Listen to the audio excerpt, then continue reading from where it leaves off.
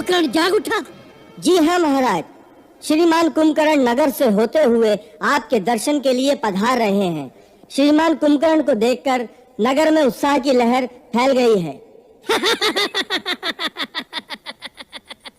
अब तो चारों ओर उत्साह ही उत्साह दिखाई देगा। हम विलास भवन की छत पर जाते हैं, वीरवर कुंभकर्ण से वही मिलेंगे।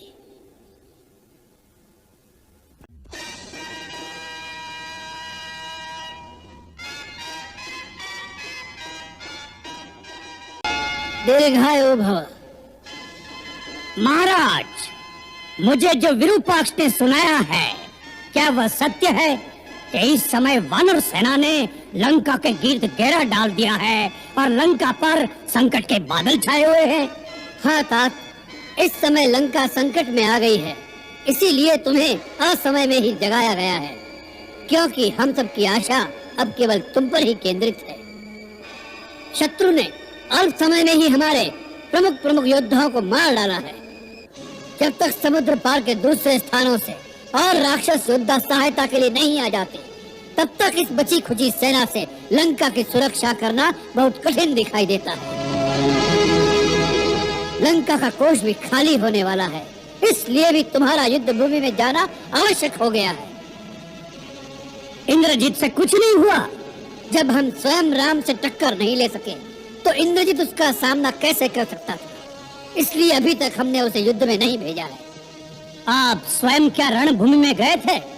हाँ, जब प्रहस्त और मकराक्ष भी मारे गए, तब हमने सोच लिया कि शत्रु ऐसे योद्धाओं से वश में आने वाला नहीं है।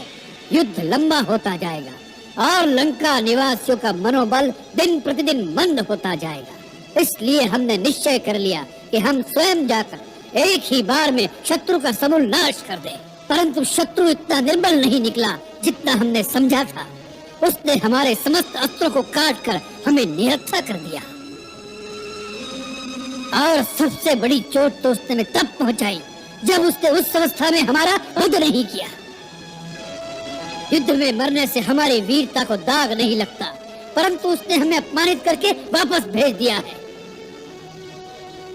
आज सारा संसार हम पर हंसता होगा, यहाँ तक कि सीता भी हमारा उपहास करेगी। अब हम कौन से गौरव के अहंकार को लेकर उसके सामने जाएंगे? कुंभकर्ण मेरे भाई, इसलिए भी तुम्हारा युद्ध भूमि में जाकर उन वानरों और मानवों का भक्षण करना आवश्यक हो गया है।